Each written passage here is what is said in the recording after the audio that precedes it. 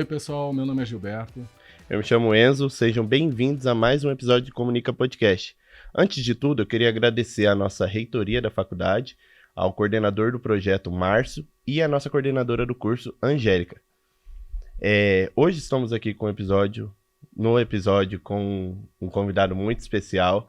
Ele é um jornalista e um músico muito sensacional. Hoje estamos aqui com o Raul Rufo. Seja muito bem-vindo, Raul. Obrigado, eu que agradeço a vocês pelo convite, ao Enzo, ao Gilberto.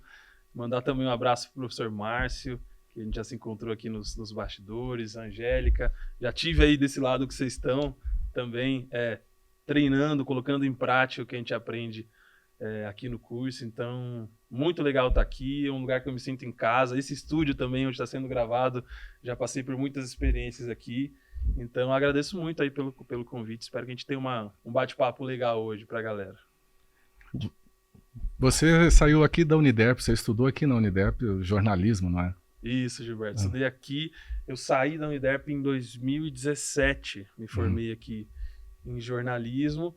E dentro mesmo ainda aqui da faculdade eu fiz os estágios. Fiz estágio aqui na televisão, fiz na rádio. Apresentei alguns programas e treinei edição, enfim. Assim que eu saí daqui para o mercado de trabalho, eu já estava bem encaminhado, porque consegui experimentar um pouco de tudo aqui. E aqui dentro ainda eu entrei num estágio, que foi na TV Morena, e onde foi a empresa que eu trabalhei por quase 10 anos. Então, realmente tudo aconteceu depois que eu passei pela faculdade e a partir dali a minha entrada no mercado de trabalho. Muito legal. Mas eu descobri que a sua história começou bem antes, né? Eu fui buscar na internet e é um baita conteúdo, assim. Você já tem uma história na música, já se apresentou em programas de TV. Como legal. E também passou por outras faculdades, né? Sim, sim.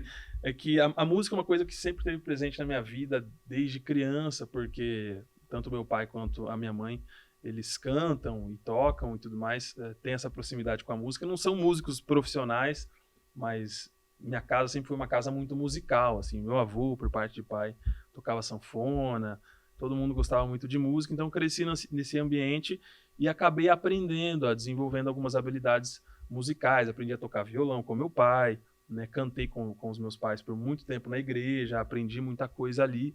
Então, eu cresci com essa mentalidade de que, mesmo eu estudando e tendo uma carreira, que era uma carreira mais tradicional, vamos dizer assim, era uma coisa que meus pais prezavam muito, eu sabia que a música ia me acompanhar durante todo esse período. Então, desde criança, né, como você estava dizendo, a música foi muito presente. Participei do programa Raul Gil, eu tinha 9 anos, entre 9 e 10 anos, e a partir dali começou uma carreira assim para mim na música. Gravei um CD com músicas inéditas e a gente divulgava isso na minha região. Nessa época eu morei por muito tempo, fui criado em Alto Taquari, que é uma cidade do interior do Mato Grosso, fica bem na divisa do estado. Então eu tive essa infância bem interiorana e com a música muito presente, mas meus pais sempre tiveram isso, assim, de que a música, por não ser uma carreira tão sólida e certeira, né, a música é como se fosse comparar com um jogador de futebol, né? Uma coisa que pode dar muito certo, mas pode dar muito errado também. Você não tem um meio termo de uma carreira dessa, né? Então meus pais sempre gostavam de me direcionar para uma carreira mais sólida. Então eu cresci fazendo música e brincando com música, mas sempre estudando. E foi assim quando eu tive a oportunidade de vir para Campo Grande. Eu vim para cá em 2009, saí do terceiro ano, estudava no interior de Goiás, porque minha cidade ficava na divisa, então a gente ficava entre os estados.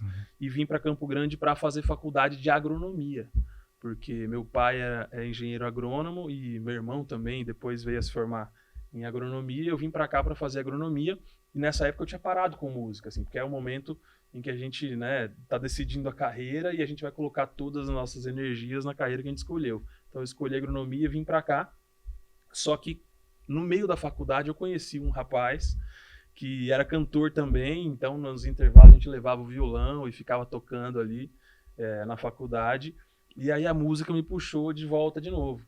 Eu fiquei 2 anos estudando agronomia, passei em 2 matérias nesses 2 anos e tranquei a faculdade para cantar. E aí foi onde eu, já fora da casa dos meus pais, comecei a levar a música mais a sério e a tocar na noite. A gente também gravou CD, eu tinha uma dupla sertaneja nessa época, que se chamava Hugo e Raul. E a gente cantou muito aqui na noite de Campo Grande, viajamos também para outros estados, e foi uma experiência muito legal. Esse projeto durou 4 anos, de 4 a 5 anos, e aí quando eu percebi que o meu futuro não seria fazendo o que eu estava fazendo naquele momento na música, eu voltei para a faculdade, que é aquela segurança que meus pais me ensinaram, assim. E quando eu voltei, foi onde eu entrei no jornalismo, aqui na Uniderp, porque a agronomia já estava claro que não era para mim, não consegui desenvolver muito lá. E como eu já compunha e já gostava muito de ler, de escrever, acabei escolhendo o jornalismo, mas assim, no momento em que eu escolhi, eu de fato não fazia ideia o que aquilo poderia trazer para minha vida. Foi meio que assim, eu precisava escolher alguma coisa e o que tem mais a ver comigo. Escolhi, mas eu não sabia se eu queria ser repórter, se eu queria ser produtor, se eu queria escrever, não sabia. Então essas coisas foram aparecendo ao longo da faculdade. E digo mais, quando eu saí da faculdade eu também não fazia ideia do que eu queria, mas eu já estava fazendo alguma coisa e as coisas foram, ao longo do caminho, as coisas foram se acomodando. Assim. É engraçado, né, que hoje a gente pode ver que realmente jornalismo não foi a sua primeira opção. E acontece com muitas pessoas isso, né? Mas quando você entrou, como era na sua época? Você chegou a falar no começo, né, do episódio, falando que estava acostumado já com o estúdio e tudo mais, mas como que era? Mudou muito? Chega a ser muito nostálgico hoje em dia? Como que era a época da época do seu ensino, né? Sim. Então, sempre muito legal quando eu tenho a oportunidade de voltar, assim, aqui para a Uniderp. Depois que eu me formei, eu vim algumas vezes, não faz tanto tempo assim, mas a nossa área, né, a área da comunicação, ela é muito dinâmica, né? Tanto para a publicidade quanto para o jornalismo, as coisas em 1, 2 anos, elas mudam completamente, né? Formatos, mídias, a maneira como você se comunica com o público, as linguagens, né? Então, de 2017 para cá, apesar de parecer pouco tempo, já teve uma revolução na comunicação, assim, né? Podcast, por exemplo, era uma coisa que naquela época ninguém falava disso. Pode ser até que um ou outro já existisse em algum lugar do mundo, mas não era um formato estabelecido, né? Não tinha uma maneira de fazer como vocês têm hoje, né? Aqui já existe um formato de podcast, né? Uma tela que de vez em quando roda alguma coisa, microfones e tudo mais, esse bate-papo mais descontraído, né? Menos duro. Então, isso naquela época não era uma realidade ainda, né? Era uma coisa já que eu já percebo que mudou bastante, né?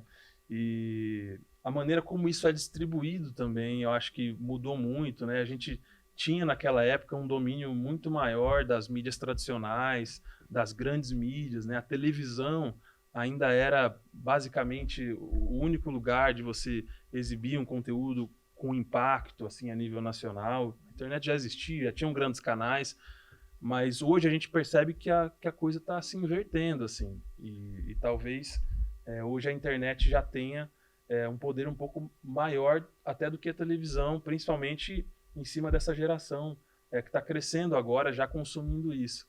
Então, e aí entram os cortes, né? E aí entram os memes e toda essa nova maneira de se comunicar, que não é mais uma brincadeira, né? Hoje a gente vê perfis institucionais, até o perfil do governo brasileiro, usando essa linguagem de meme, essa linguagem dos cortes, das brincadeiras.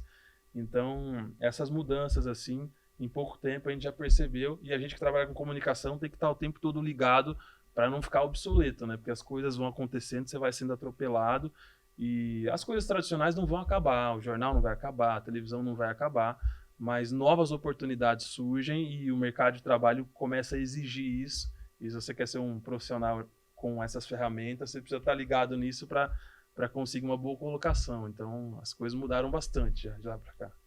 Eu vejo até muitos jornais, né, fazendo essa questão, igual eu sigo um jornal no Instagram que se chama The News. Eu gosto bastante deles, eles têm o podcast deles de manhã, eles apresentam muita matéria ali, mas sempre começa com uma notícia meio que descontraída, assim, é tipo, bom dia, alguma coisa, brincando com algo, e aí já começa as notícias. Eu acho que é uma forma de chamar a atenção, muitas coisas evoluíram, né, conforme os tempos.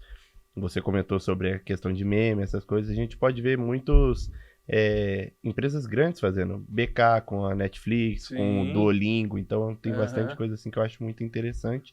e que muda de um mês para cá, as coisas podem mudar muito grande, né, dentro dessa área, claro.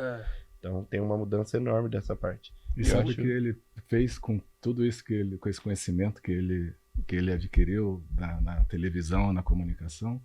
Ele juntou com a música e passou a contar histórias de música. Isso exatamente. mesmo, isso mesmo. Porque a gente chega eu cheguei num momento ali da minha carreira, né? Como eu fiz na agronomia, eu precisei parar com a faculdade e seguir só com a música, né? E antes disso eu tinha parado com a música para só estudar. E no jornalismo, como o Gilberto falou, foi um momento onde eu consegui juntar as duas coisas, assim.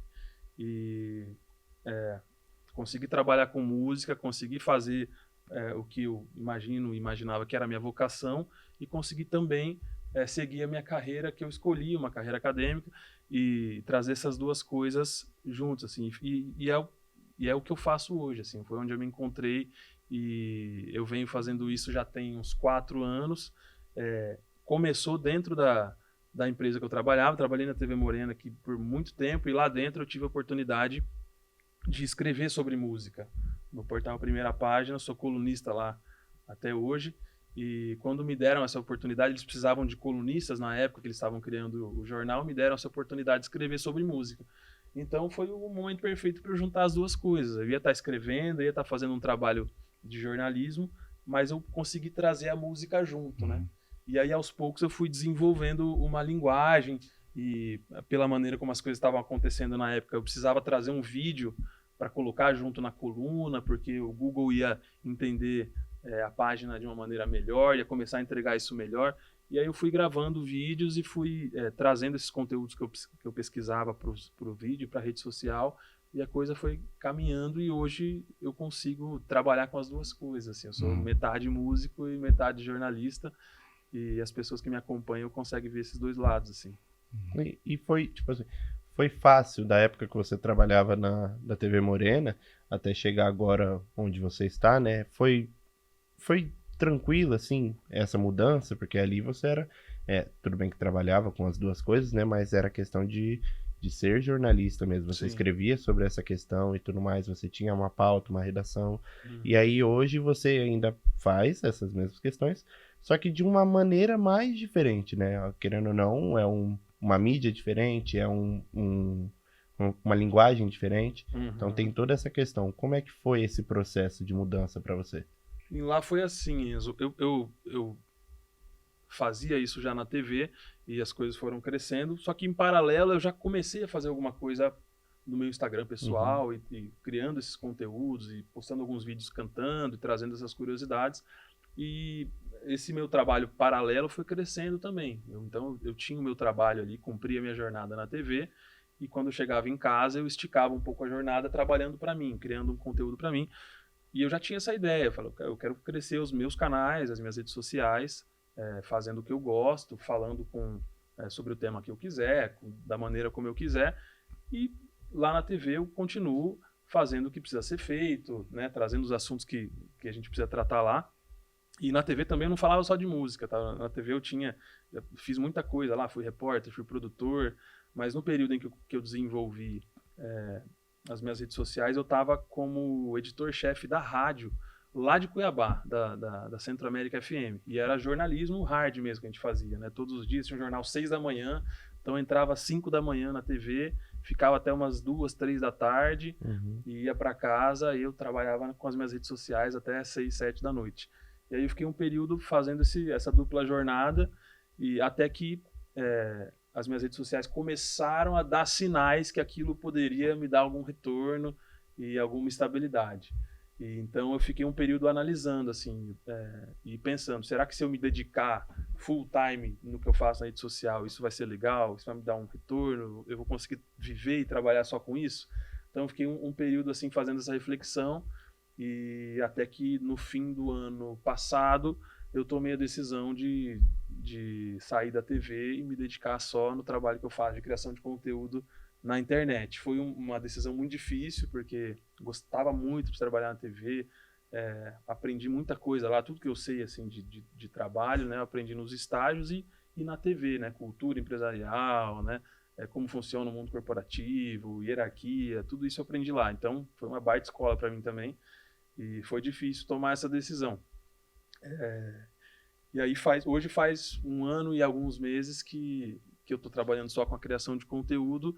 E hoje eu vejo que foi uma decisão acertada, isso me trouxe mais resultados, eu consegui amplificar o meu trabalho, mas na época foi uma decisão bastante difícil e precisou de alguma dose de coragem e falta de juízo para tomar. Assim. Conversando com alguns amigos, a gente percebe que muita gente arrasta essa tomada de decisão por muitos anos. Alguns, é claro, por alguma necessidade muito forte, tem coisas e compromissos que elas precisam cumprir, não pode tomar nenhum tipo de risco, mas outros eu percebo que falta mesmo alguma coragem de desapegar de uma coisa que você já entendeu que não vai ser o seu propósito para a vida, para poder investir em alguma coisa que você sabe que vai te dar uma realização pessoal muito maior. Não é nem tanto profissional a coisa, é esse lance de você conseguir fazer uma coisa onde você se realiza pessoalmente e, é claro, você precisa se sustentar e realizar suas necessidades materiais, mas essa busca por fazer alguma coisa que você sabe que te alimenta,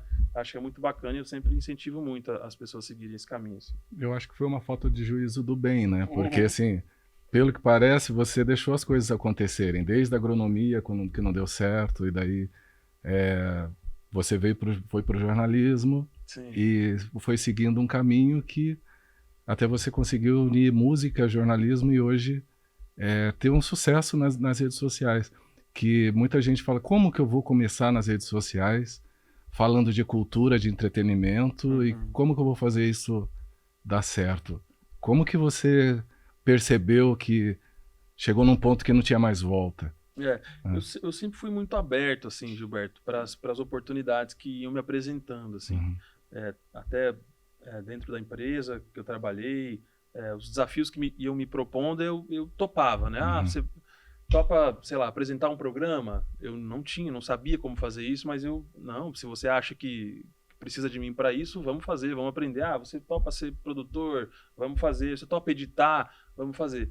Então, essa disposição e esse lance de me jogar nas coisas assim e ir fazendo também fez com que eu aprendesse muitas coisas, né? Então, e essas habilidades eu uso hoje.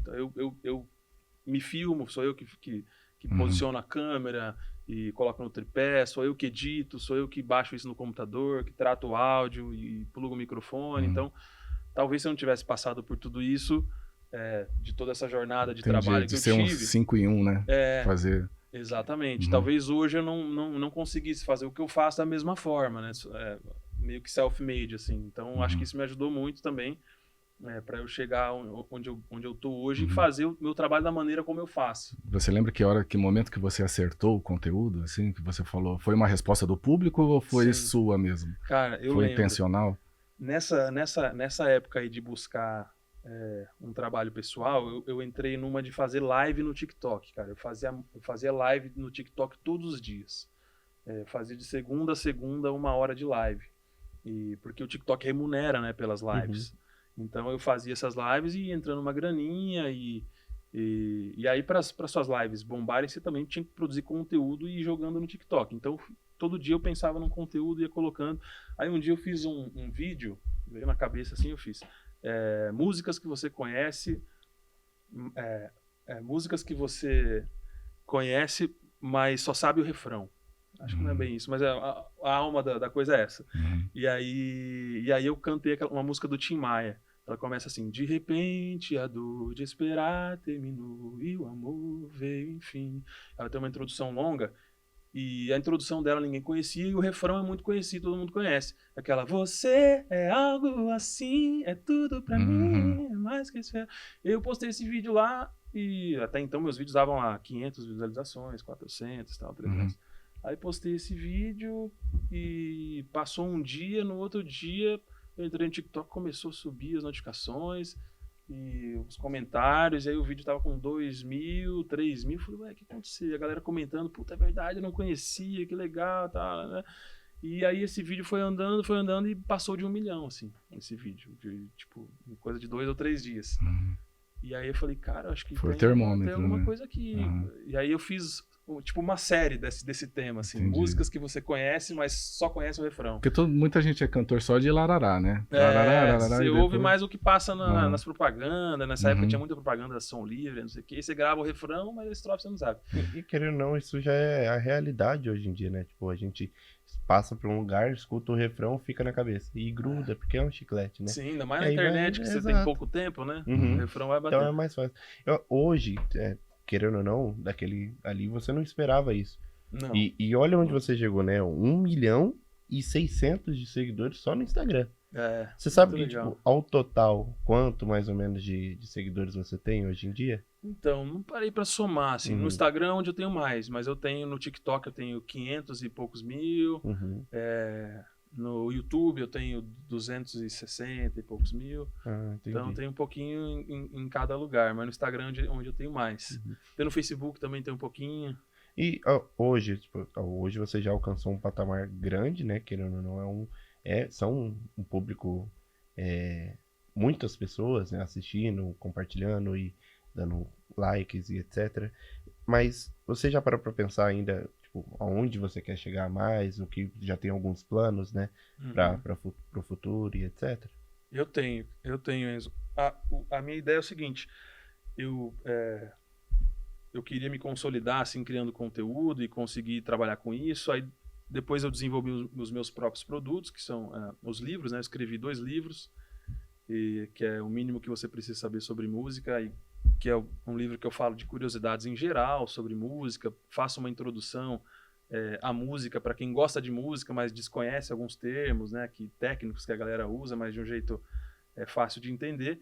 E o meu segundo livro é o Como as Músicas Foram Feitas, que eu conto os bastidores das composições, né? Como os compositores fizeram, qual foi o contexto, quem foi a musa inspiradora. Então, criei esses produtos. E agora, o projeto que eu estou trabalhando é um álbum de músicas autorais cantando, né? Então, é o projeto que eu estou trabalhando agora. Estou gravando o álbum aqui em Campo Grande com o Fábio Adams, que é um produtor, grande produtor daqui, um amigo meu.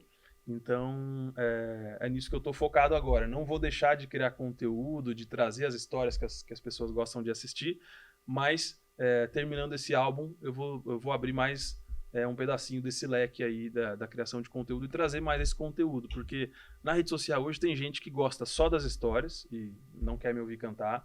Tem gente que gosta das duas coisas, mas tem gente que pede para que eu cante mais. Tem gente que comenta e fala, pô, mas você canta um trecho muito curto, canta mais. Ou grava alguma coisa, me te ouvir você cantando as músicas inteiras. Então, eu vou sempre tentando entender o que as pessoas que me seguem, que me acompanham, querem consumir, o que elas querem assistir, o que elas querem ver. Né? Então, ficar atento à audiência, assim, é legal para a gente entender como que a gente pode entregar mais e melhor para essas pessoas que são a base do meu trabalho, né? Se não fossem elas, eu não ia conseguir fazer o que eu faço hoje, né? Então, eu sempre fico tentando entender o que essas pessoas estão querendo para eu tentar entregar um pouco mais para que elas continuem me seguindo ao longo da jornada. Então, acho que um trabalho como cantor é esse próximo passo e tem uma parte dessa galera que vai querer ouvir. Entendi. E hoje, assim, agora você no meio das redes sociais, você consegue descrever alguma dificuldade que você tem, né, hoje, que no jornal, na TV, você não tinha antes, ou algo assim do tipo? O que é legal de trabalhar em jornal, em TV, é que você tem uma equipe, né? Então, dificilmente você vai ter que fazer todos os papéis, né?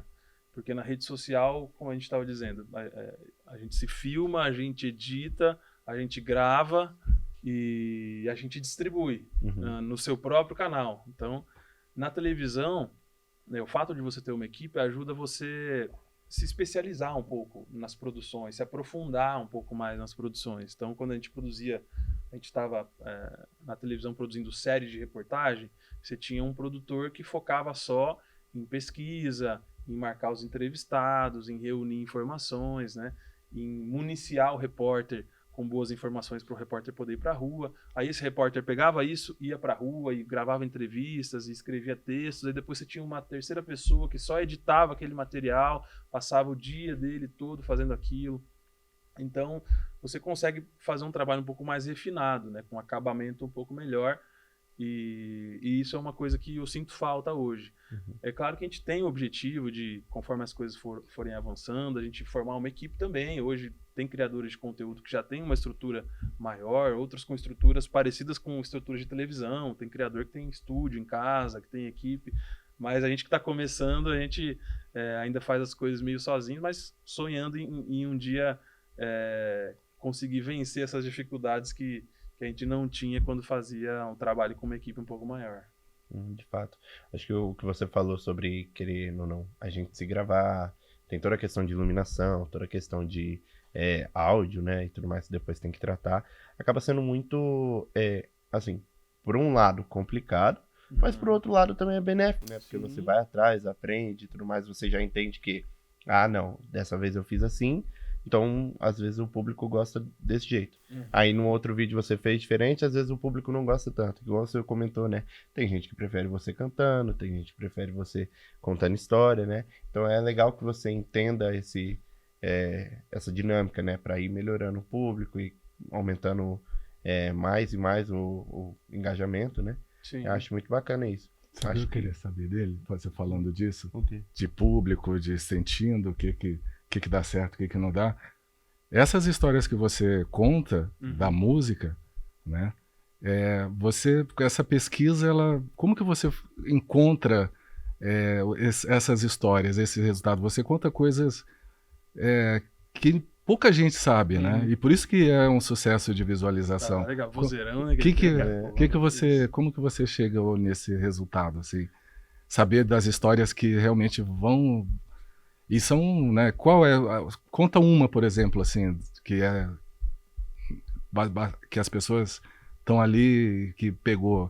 Eu fiquei sabendo tem uma que parece que era de uma história que alguém deu um beijo na Sylvia Pfeiffer, né? E aí essa história virou uma música com pedido de desculpas para ela. É isso aí, mais ou menos isso. É isso mesmo, legal.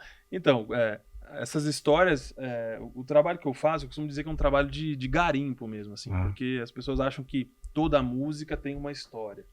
Mas não é verdade, assim, a maioria das músicas que a gente ouve, que a gente vê por aí, são músicas que foram feitas porque o compositor sentou e fez a música e precisava entregar, e alguém precisava gravar, assim como o trabalho de qualquer outro profissional. Né? Assim como vocês estão aqui conversando, mediando um podcast, e sentaram aqui e fizeram. E então os compositores também, tem compositor que é compositor 24 horas por dia e ele tem o seu horário de trabalho, ele começa às 7 da manhã, se reúne com os parceiros, eles compõem uma música atrás da outra e esses caras não podem depender de inspiração. Então uma música autobiográfica que tem uma história real por trás e que tem alguma coisa, como essa do Guilherme Arantes que você citou e tantas outras que a gente conta, essas músicas são mais raras. Então, a parte mais difícil do meu trabalho é fazer essa busca, encontrar os grandes sucessos, que são músicas que todo mundo conhece, que todo mundo poderia se interessar em saber a história, e aí ver depois se essa música tem, de fato, alguma história real por trás, ou alguma história interessante. Então, às vezes eu fico horas pesquisando músicas que são lindíssimas, mas quando a gente vai pesquisar a fundo, você vê que essa música não tem uma história tão forte por trás, né? Eu falo também sempre do Paulo Massadas e o Michael Sullivan, que são dois compositores dos anos 80, 90, que fizeram muita coisa, e músicas, assim, super profundas, e tive a oportunidade de conversar com o Paulo Massadas, e acabei me decepcionando um pouco, vamos dizer assim, porque Sério? o Paulo é um cara que ele é pragmático, ele é um compositor de profissão e que faz aquilo porque precisa ser feito. Até quando o Michael Sullivan foi convidar ele para trabalhar, ele falou, eu preciso de um compositor que não precise ficar olhando para a lua para compor. Ou seja, ele quer um cara que tem uma emoção, para fazer e sai. Emoção fabricada, e o caso pode ser? Ele é um profissional, né? Assim, ele é um profissional, assim como um artista que pinta quadros, e se ele ficar sentado o dia todo esperando uma inspiração para ele pintar, né? Ele talvez não consiga ter sucesso no trabalho dele. Então, acho que a grande capacidade do compositor é essa. E ele consegue pegar essas emoções e imaginar aquilo, e estar na pele da outra pessoa e colocar aquilo no papel, de modo que a pessoa que ouve sente aquela emoção real. Uhum. Então ele fabricou, ele inventou aquela história, mas quando você assiste, você sente aquilo de verdade Uhum. e até pensa que aquela história da música aconteceu mesmo. E você lembra de alguma história assim que fala, pô, essa música não era pra dar em nada e de repente... Então, Ou a música, que puxa mais, a história ou a música? Tirando essa emoção fabricada dessa dupla que você... sim. Que você Eu acho lembra de que história? Assim? dessa dupla, por exemplo, uma música que é muito conhecida, que é dos anos 80, claro, mas vocês têm quantos anos? Você tem quantos anos, Enzo? 22. 22, você, Gilberto? 38. 38. Talvez o Gilberto tenha ouvido, mas tem gente mais nova que ouve também. Que é a música Dia de Domingo, que a Gal Costa gravou, né? Eu Preciso Te Falar, Tim Maia também gravou. Uhum. Gravaram juntos. Encontrar de qualquer... Faz de conta que ainda é cedo. É uma música super profunda, assim, e que as pessoas ouvem e imaginam essa cena, um conversando com o outro e tal. E o Paulo Massadas falou, não, cara, isso aí a gente tava fechando o estúdio, era 5 da manhã, e aí ligaram falando que a Gal precisava de uma música, a gente voltou e começamos a fazer, e fizemos, e entregamos. Então, a maioria das músicas acontece dessa maneira. E o difícil é você conseguir encontrar uma música que tem uma história interessante por trás. Alguns compositores têm mais essa coisa de escrever música só de histórias reais que ele viveu, como é o caso do Herbert Viana. O Zé Ramalho também é um cara muito autobiográfico, né? A Chão de Giz, que é uma música muito conhecida dele, desço dessa solidão, espalho coisas sobre um chão de giz. É uma música dele que tem muitas metáforas e que ele fez na época em que ele era estudante de medicina e acabou se enroscando com uma mulher casada. E essa mulher depois terminou com ele porque percebeu que ele, jovem, ele estava se apaixonando por ela e para não ter problema, ela terminou com ele. E aí a história que contam é que essa mulher se chamava Giza.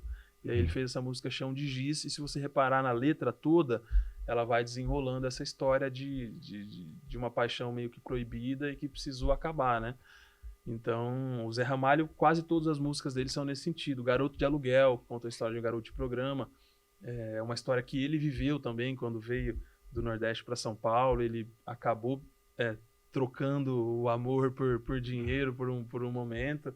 Então, alguns compositores são assim, mas a maioria não. Então, a parte mais difícil do meu trabalho é garimpar uma música de muito sucesso que tem uma história interessante para se contar por trás. Chega a ser até interessante que você fala sobre a questão de história.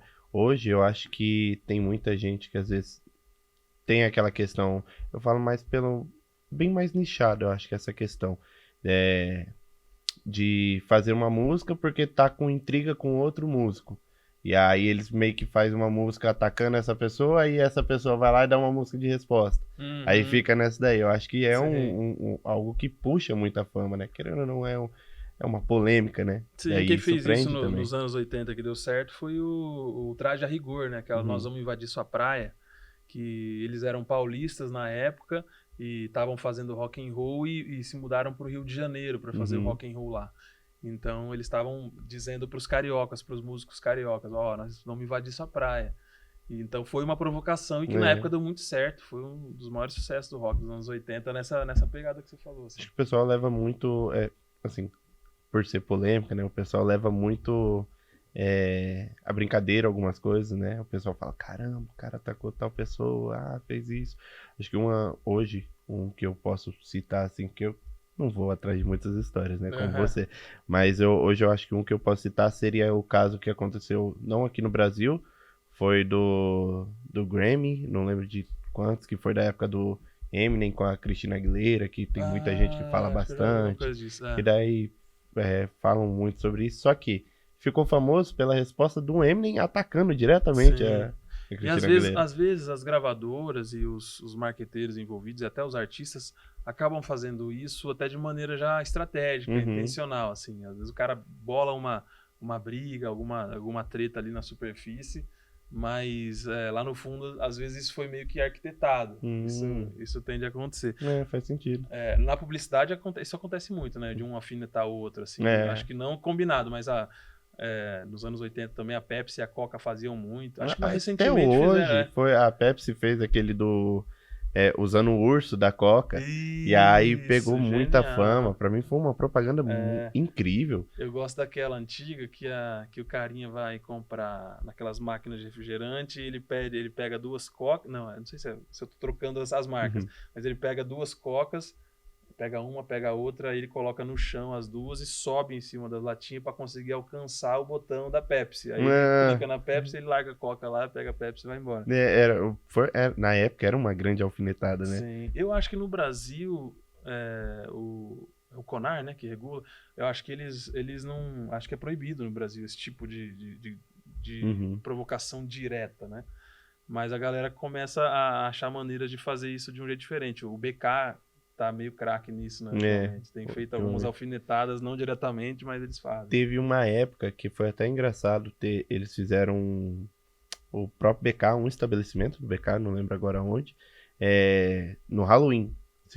Colocou um manto totalmente por cima deles, assim, e escreveu Mac. Tipo, Mac mesmo. E aí fizeram isso daí como se fosse a fantasia deles. E pegou um grande sucesso, o pessoal comentou bastante, né? Então acho que foi muito interessante. E aí, acho que entrando já em outro assunto polêmico sobre a parte de composição, acho que foi muito interessante. Hoje, o que está muito famoso é a inteligência artificial, né? E muita gente utiliza disso ou para estudar, para fazer algumas coisas, alguns estudantes às vezes para questão de respostas, né, de provas, etc. Assim, poucos estudantes, mas Eles não estão se incluindo nessa. Não, longe de mim, pelo amor de Deus. Então, mas sabe que um negócio que eu vi interessante? Só depois a gente retoma. Claro. O professor na sala de aula passou um trabalho e falou para os alunos, faça um trabalho sobre esse assunto X. Aí o que ele fez? Ele foi no ChatGPT e pediu para o ChatGPT fazer aquele trabalho. Aí ele pôs na tela, falou, esse aqui é o trabalho que o ChatGPT fez. Se vocês fizerem desse jeito, vocês vão tirar 6. Tá na média. Agora, vocês precisam entregar mais do que o que está aqui na tela. Então, aí pra galera pra se superar hoje, né, não dá pra você ir só no ChatGPT. O ChatGPT já virou a média. Então você tem que superar o ChatGPT. E o cara já coloca isso pra turma ver. Foi interessante isso daí, de fato. Acho você que já até levanta a régua. E até já, como é que fala? Anima mais as pessoas, né, de ir atrás de outras coisas, outros meios pra complementar aquela parte. Na música você tá verdade, falando sobre composição. Teve alguns casos, né, das pessoas utilizando o IA, né, tanto para compor quanto para colocar vozes e etc. O que hoje, no meio da música, o que você acha sobre isso, sua opinião sobre? Eu acho que a IA veio para ser uma ferramenta para criação musical, assim como para outros tipos de criação.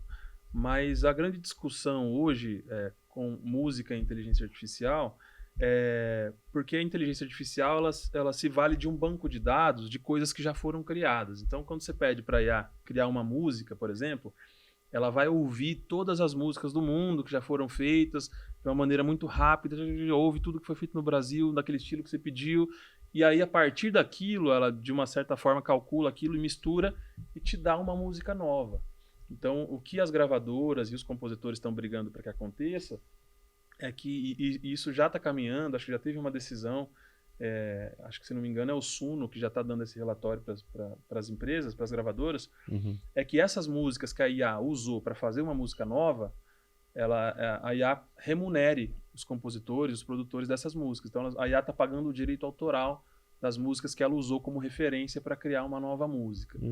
Então a grande discussão em cima disso é isso. Agora, com relação à originalidade, é muito complicada. Quando você faz a música 100% com inteligência artificial, que hoje muita gente faz, né? A gente vê essas versões de funk que a galera tá fazendo, com groove, um negócio diferente que bombou. Essas músicas são 100% feitas com IA. O cara só faz o prompt e toda a gravação, tudo aquilo é fruto de IA. E aí é mais fácil de você perceber, né? Quem trabalha com música ouve, você percebe que aquele som ainda a gente consegue perceber, mas eu acredito que logo logo vai estar igual. Mas quando o cara, por exemplo, ele usa a IA só num dos processos da criação musical dele, fica mais difícil. Tem gente que só cria melodia e não tem a habilidade de criar letra, por exemplo. E aí ele cria uma letra na IA e pede para alguém gravar a voz e grava o instrumento organicamente e você nunca vai saber se aquela música foi feita com IA ou não, né? E o contrário também, gente que só faz letra e não faz melodia. Você vai, a IA faz uma melodia, depois você regrava aquilo no estúdio. Então não dá para saber. é uma ferramenta que você tem que ver como usar para você, como criador, não fazer um trabalho ruim. É aquela história do professor que mostrou o trabalho do ChatGPT, né? Então, se hoje em dia todo mundo tem essa ferramenta, todo mundo está usando, você precisa ver uma maneira de você sair daquilo e fazer uma coisa diferente. O que falam muito, para concluir esse assunto aqui, é que talvez o futuro de criação com IA seja mais ou menos a percepção que a galera tem hoje com comida natural, por exemplo, né? Você come um fast food, você come uma coisa industrializada, mas eu gosto mesmo de comer uma carne de verdade, um arroz, sei lá, orgânico, uma coisa assim. Então, talvez no futuro essa criação 100% orgânica vai ganhar esse selo assim, de produção que vai ter alguma coisa diferente ali e vai ser um pouco mais valiosa por causa disso. Né? De fato. Acho que dessa questão, assim, um tópico que eu lembrei, foi que usava muito a questão de história, IA, música, para ensinar bastante coisa que aconteceu, né? Acho que pegou uma fama uma vez no TikTok que o pessoal pegava casos de aconteceu de muito tempo atrás. Um exemplo foi o da série que tá da Netflix agora, que foi da... Esqueci o nome do caso. Do Césio. Esse daí. E aí pegou, fez uma batida assim de rock mesmo, né? E tudo mais, fez uma letra e colocou lá. E aí eu lembro que todo mundo conheceu a história por conta disso. Que apesar de ser famosa, muita gente, eu acho que da atualidade não sabia dessa questão. E aí pegou fama por conta disso. Pô, eu acho maravilhoso isso aí, esses canais de história que usam a IA para ilustrar. Esses dias eu vi um vídeo que era uma sequência assim, com várias passagens bíblicas, trazendo aquelas imagens, tipo assim. Só que como se fosse filme, não é uma coisa cinematográfica. Era como se naquela época das passagens de Jesus tivesse alguém com um celular filmando. Tipo assim, um discípulo de Jesus ali do lado quando Jesus andou sobre a água. Aí tipo tá aquele celular meio do jeito balançado assim na internet e tal, Jesus andando. Então você meio que vivencia aquilo lá. E é o tipo de coisa que você não teria nunca. Se não tivesse inteligência artificial, você poderia ter uma imagem cinematográfica daquilo, mas essa visão tipo da pessoa que estava lá filmando, eu acho interessante. Dá para reproduzir apresentações musicais de época, então, com a inteligência artificial, né? Até com instrumentos que talvez não existam mais, não sei se... a galera faz, a galera faz isso. Às vezes alguns shows que não foram filmados e artistas que você não tem algum registro em vídeo, né? Gente muito antiga. Cara, eu acho uma maneira de você apresentar as coisas. É claro que eu acho que o complicado disso é você se usar dessas ferramentas e transmitir elas como se fosse uma criação sua, né? Por exemplo, um animador usar uma inteligência artificial para fazer aquilo 100% e falar que ele fez na mão. Aí não é legal, mas acho que com uma ferramenta acho que tem muito para somar e vai evoluir muito nos próximos anos. Assim. Não tem como voltar mais atrás, né? Não tem. Então, ou você acompanha ou você vai ficar de fora. Mas é possível que seja bloqueado o acesso da IA ao determinado conteúdo, né? Pode ser que aconteça. Eu fiquei sabendo, né, que um jornal americano ele bloqueou o acesso a partir de 2000 e algum ano, que eu não sei exatamente agora, eu não lembro. Ele bloqueou que a IA tivesse acesso aos conteúdos desse jornal. Vamos imaginar assim, de 2010 para cá, esses conteúdos não estão mais disponibilizados para IA. Pode ser que isso aconteça. Algumas pessoas estão fazendo isso. Mas é uma briga também que eu acho que essa galera que está fazendo isso ela vai acabar se rendendo. Porque o Google, por muito tempo, foi o rei da internet. Era onde todo mundo pesquisava, naquela barrinha de endereço. E hoje a gente percebe que muita gente já não vai no Google mais. Ele vai num ChatGPT e pesquisa. E o ChatGPT é alimentado por notícias de jornal, né? E, enfim, o que antes... a turma brigava por SEO, né, para ficar bem ranqueado no Google, a galera agora busca para ser relevante na IA. Como ele vai escrever uma matéria, como ele vai desenhar uma página para que a IA encontre a fonte dele na hora de dar o resultado de pesquisa. Porque você imagina um jornal que quer ter relevância, que está começando agora, que quer estar presente no mercado, ele quer ser referenciado, ele quer ser uma fonte, ele quer que as informações dele chegue nas pessoas. Então, se ele bloqueia, por exemplo, o acesso a uma IA, você não vai... Esse jornal não vai estar presente no dia a dia das pessoas como poderia estar, porque as pessoas usam aquilo para pesquisar. Então eu acho que cada vez mais a galera vai querer fazer uma amizade aí com a inteligência artificial e a gente vai ter que se adaptar para saber como usar isso de uma maneira mais ética, assim. Mas eu acho que não dá para escapar, não. Legal. Assim, para encerrar, voltando a um assunto que eu acho que é muito importante, eu queria escutar de você, né? Hoje, jornalismo. Você acha que voltar para a TV ou fazer algo, assim, não encerrando a música, né?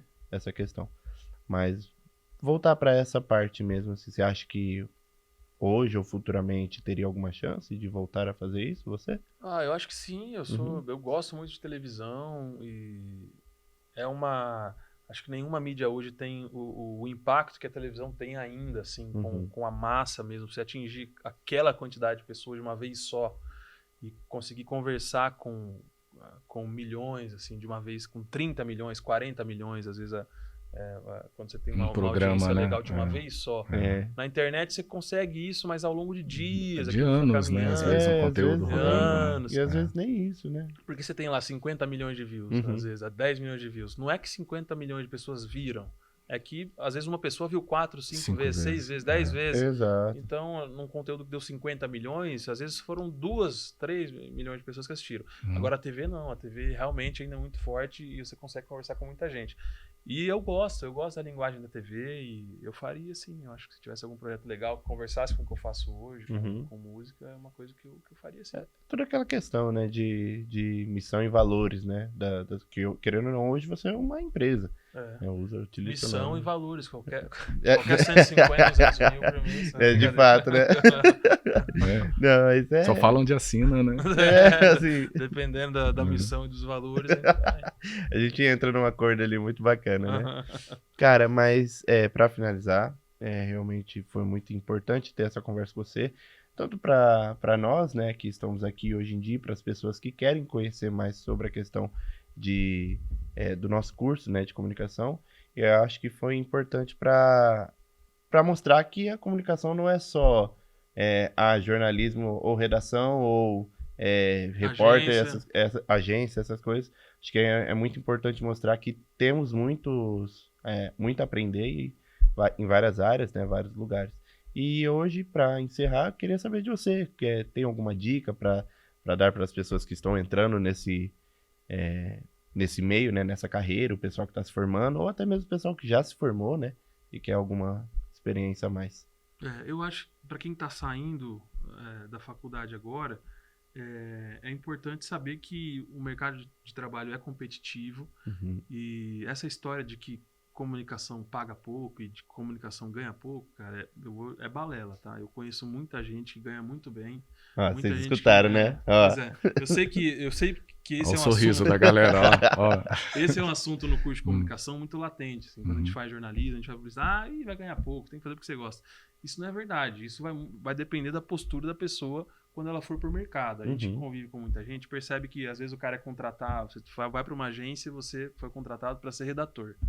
Mas aí em algum momento eles precisam que você dirija uma peça. Aí você fala, não, eu fui contratado para ser redator, eu não vou dirigir nada não, minha função é essa. Então esse tipo de postura limita o profissional. Esse profissional, ele vai ganhar pouco. O cara que só faz aquilo que ele foi contratado para fazer, ele vai ganhar pouco a vida inteira. Quando que você começa a ganhar mais? Quando você entrega mais do que você foi contratado. Porque daí você fica na empresa com uma relação desigual. Em algum momento aquela empresa está devendo para você. Porque você entregou mais do que ela te contratou. Em algum momento ela vai te pagar. Pode ser que não seja agora, pode ser que seja daqui 1 ano, pode ser que seja daqui 2 anos. Mas a única maneira de você crescer em empresas é entregando mais do que você foi contratado. Então, se você sai com essa mentalidade de esquecer um pouco do crachá, né? Exato, esquecer um pouco do crachá. Essa mentalidade de você fazer só o que você foi pago para fazer, ela vai fazer com que você fique no mercado de trabalho, mas você vai ser um cara limitado. Então, se você não estiver disposto a entregar um pouco mais, a buscar um pouco mais, isso é claro, se você tiver ambição para fazer isso. Tem gente que não quer, tem gente que é satisfeito com o que faz e está fazendo aquilo lá. Mas se você tem vontade de crescer, se você tem vontade de ter uma carreira que remunera bem, a dica que eu dou é essa: faz mais do que... É clichê, isso é clichê, tá? Muita gente fala disso, mas na prática, no dia a dia, são raras as pessoas que fazem isso de fato. Então, eu acho isso muito importante. Você sempre entregar mais do que você foi contratado para fazer vai te ajudar a dar uns passos a mais aí, um pouco mais longe. Uhum. Muito obrigado. Muito obrigado mesmo por essa conversa, pela participação, pelo seu Eu sim, que né? agradeço. Aparecer por aqui, eu acho que é muito importante para nós ter essa conversa, igual eu te falei. Escutar essas coisas, principalmente a questão do valor, né? O publicitário ganhar pouco, foi muito importante saber disso. Cara, publicitário. Pô, tem muito publicitário milionário aí na mídia aí. Que a gente, sei lá, o Roberto Justus, por exemplo, o cara é publicitário. Uhum. Washington Oliveto, publicitário. O cara é milionário. Nizango Anais, publicitário, milionário. Então, assim, jornalista também, você tem vários exemplos. Então, foca nesses grandes exemplos. Assim. Você pode não concordar com o estilo de vida do cara, mas a carreira que ele conseguiu fazer foi uma carreira de sucesso. Então, Muito bom. Muito obrigado, viu? eu agradeço pelo convite. Obrigado, Raul. E é isso. Gente, esse foi o nosso episódio de hoje. Espero que vocês tenham gostado, tá bom? Curta, compartilhe, mande para o pessoal do seu trabalho, o pessoal que quer entrar nessa área. E acredito que seja Põe no isso, grupo né? da família, né? Exatamente. Põe Aonde no grupo vocês da família. quiserem compartilhar, por favor, Vai lá no compartilhe. meu Instagram, Raul Rufo. Quem não me Isso segue, que eu iria vai falar com ele agora. no Flash. Sigam o Raul, ele é um jornalista e um músico muito incrível, talentoso. Gostei do sensacional do começo. Você gostou, né? Foi muito por isso mesmo. Mas é isso, gente. As redes sociais vão estar todas aqui embaixo. No caso, quando... né? Na descrição. Exatamente. Na descrição. E é isso, gente. Muito obrigado.